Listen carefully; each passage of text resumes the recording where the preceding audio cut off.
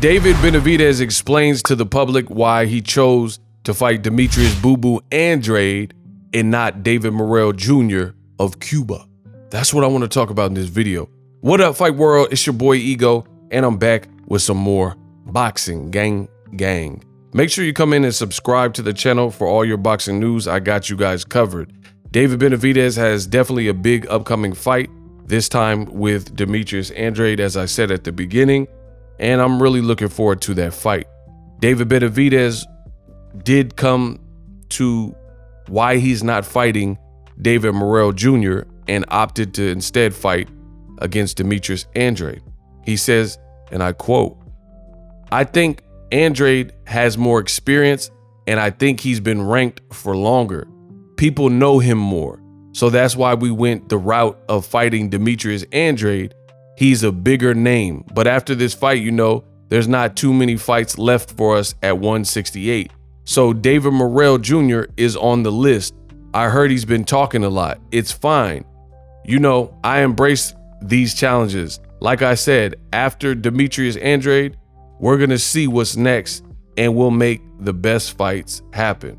David Benavidez continued with the subject of a Morrell fight. He says, "That's definitely going to be a fight for me. He's a great fighter. Like I said, I only want to fight great fighters. That would definitely be a good name on my resume. He's a young and hungry fighter. He wants his opportunity, and he's talking smack. That's what a fighter's supposed to do. You know, he's supposed to build it up, but we're going to go get to Morrell, and it's better overall. I want him to talk as much smack as he can. We build up the fight. It gets more eyeballs on it and more people interested in the fight. If I have any advice for him, keep it coming. You know we're going to fight eventually." End quote. Ego thoughts. I mean, I think this is fair from David Benavidez. I mean, for one, I can't really fault him because Demetrius Andrade, he's not a walk in the park type of fight. I will say this. The only thing you could say is Demetrius Andrade, power-wise, I don't think he has as much power at 68 as Morrell Jr. has. And he just got to the division, and he's been dropped before, versus we haven't seen all the kryptonites, and we haven't seen David Morrell Jr. get rocked and dropped, and that stuff hasn't come about. But I think overall it's pretty fair because I personally like both fights, David Benavidez versus Andrade, and I really love the fight with him and Morrell. Eddie Hearn also talked about this, and although I don't always agree with what Eddie Hearn says, I think he was pretty on the money with this. David Morrell Jr. is going to run into this problem on the way up, and it's a problem that many fighters endure, from Errol Spence Jr., I would probably say Terrence Crawford had this. You got guys like Guillermo El Chacal, Rigondao, just different fighters. They run through this problem where before you get to superstardom, before you become an A-lister in boxing, when you're a feared, Jaron Boots Ennis, he's another fighter that comes to mind.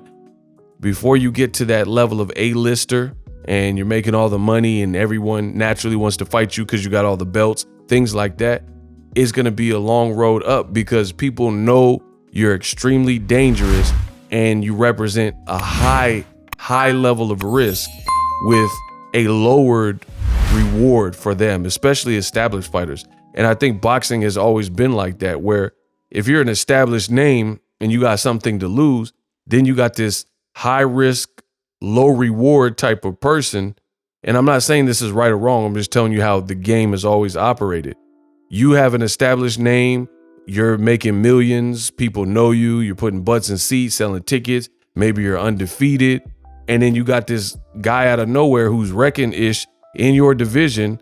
And he looks the goods. He looks to be a great fighter. That person is hungry and wants to fight you and things like that. They have nothing to lose. You have everything to lose. They have nothing to lose. So for that reason, for fighters, it becomes quote unquote unfair. Now, I understand boxing is a sports competition, so it is what it is. But at the end of the day, that's how some fighters look at it. They're looking at it like, I'm putting my whole rep on the line to fight David Morrell, and he might beat me, And at the same time, even if he doesn't beat me, he might embarrass me. He might, knock me down. He might make me look sloppy, whatever the case is. And the fight has not reached a fever pitch, if you will. It hasn't reached that fever pitch, that apex, that pinnacle of being a great big fight. So then you probably won't even get top dollar for the fight. And I think that's kind of what David Benavidez and his team are going through right now. They got this hungry Cuban dude and he looks the goods and he's barking up the tree and he doesn't represent enough of a gain for them to fight him right now. And that's, again, what happens. And Eddie Hearn kind of talked about this. And Eddie Hearn should talk about this because he had a fighter that ducked David Morrell Jr. named John Ryder. And you see why. John Ryder would have never... He was the one that was supposed to fight David Morrell Jr. He would have never got to the Canelo fight because Canelo would be ridiculed because David Morrell would have beat the heck out of John Ryder. So it would have been weird for Canelo after that and seeing that for Canelo to have picked John Ryder. So John Ryder, I guess you could say he played it safe by not fighting David Morrell and Eddie Hearn. And then Eddie Hearn was able to land John Ryder the payday in Mexico fighting Canelo. But if he would have fought David Morrell Jr. when he was supposed to fight David Morrell Jr., I can assure you John Ryder doesn't make it to the Canelo sweepstakes because he would have lost to Morrell Jr. I'm confident in that. So this is the struggle. Shakur Stevenson's kind of going through it because he's not all the way a huge draw. He's never done pay-per-view and he's a damn good fighter. So those fighters have to just keep barking up the tree, keep calling people out and keep working, staying disciplined and looking good and not losing. So eventually people have to fight you. And that's what it kind of sounds like with Benavidez and Morrell. Like he knows their paths will likely cross, especially if they both keep winning. So he chose Andrade, who's a bit more established. He was on HBO, he was on DAZN. He's been around a bit longer. And he's the guy, like I said before, who just got to the division, probably less power than Morrell. So he probably views that as an easier fight. Not saying it's easy, but I mean, let's be real. Morrell's a full-fledged 168 and he has his own style. David Benavidez fighting Andrade. Andrade just got to the division and went the distance with Damon Nicholson. So they're just two different styles. And I'm not saying that Andrade can't win because he looks to be in great shape. He has a tricky style and maybe getting that one in the tank and breaking inactivity spells. Maybe Andrade comes really equipped in this particular fight camp for Benavidez, I guess you could say.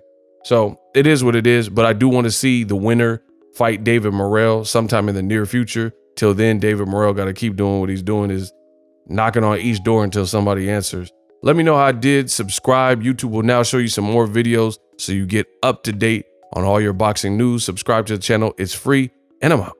Introducing Super Thanks right here on the official Boxingego YouTube. Super Thanks allows you, the viewers, to show a little bit of extra gratitude, which enables me as a full-time content creator to push out the content you need in the world of boxing. Underneath all the videos, you will see a heart with the $sign in it. You can enter any amount that you find suitable as a super thanks. A brand new interactive and colorful way to get your comments highlighted and noticed by not only myself, but other people on the YouTube platform. Super thanks, a unique and cool way to show and applaud us full-time content creators. Hopefully you guys enjoy the content. Super thanks. The future is now. The Hibernation 5s by Kenichi Bear. Hybrid gaming and lifestyle headphones. Out of the box, you can connect to any console or PC. Bluetooth ready with a low latency USB adapter, color RGB, and extreme bass mode. The Hibernation 5s adjust to you. Whether you need a gaming, travel, gym, or lifestyle headphones, the Hibernations got you covered. The new Hibernation 5s, link in the description. Customize the way you hear the world. Welcome to the nation. Are you tired of your YouTube videos not getting any views? Well, consider TubeBuddy. I've used TubeBuddy for years to scale up my YouTube channel. Now we're sitting over 200,000 subscribers. TubeBuddy is a browser extension that offers a ton of built-in productivity and time-saving services to take your channel to the next level. Use my link in the description to get started with TubeBuddy and level up your channel faster. We working.